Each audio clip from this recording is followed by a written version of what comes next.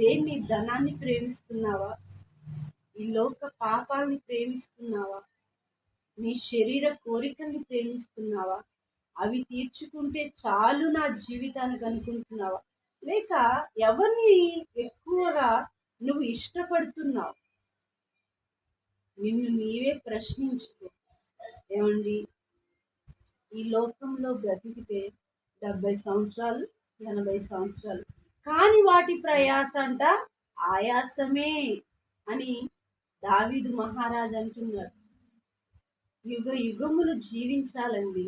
ఈ మరణం తర్వాత ఉన్న ఒక జీవితం ఉంటుంది, దానికి మరణం అనేది ఉండదు.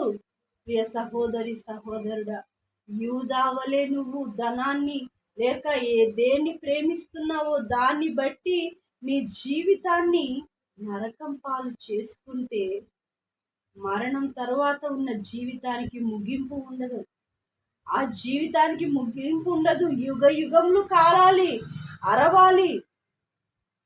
అది భయంకరం కదండి.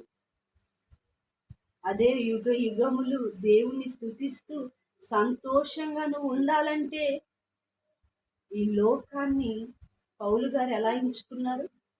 పెంటగా ఎంచుకొని చచ్చిపోతే చచ్చిపోతాను, బ్రతుకుట క్రీస్తే, చావైనా మేలే, అలాగ మనం ఉండాలి. కానీ సహోదరి సహోదరుల, ఒక యూదా గారిని చూస్తే ఎన్నో పాఠాలు నేర్చుకోవచ్చు, మనము సరి చేసుకోవచ్చు మనలోనివి. ఏమండి, దేవుడితో ఉన్న వ్యక్తి మారలేదు కదా, తను ఎక్కడికి వెళ్ళిపోయాడు? ఒకవేళ లాస్ట్ స్టేజ్లో దేవుడి దగ్గరికి వెళ్ళి, ఏసై దగ్గరికి వెళ్ళి, ఏసయ్యా నేను నిన్ను అప్పచెప్పాను, నన్ను క్షమించని ఒక్కసారి ఆయన కాళ్ళ దగ్గర పడుంటే వేరేలాగా యూదా గారి జీవితం ఉండేదని.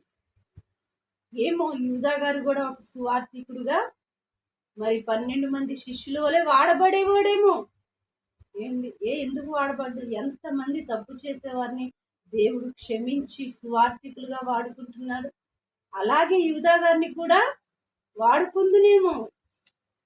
కాబట్టి ప్రియమైన సహోదరి సహోదరులారా, యూదా గారు ధనాన్ని ఆశించి దేవునికి దూరం అయ్యారు.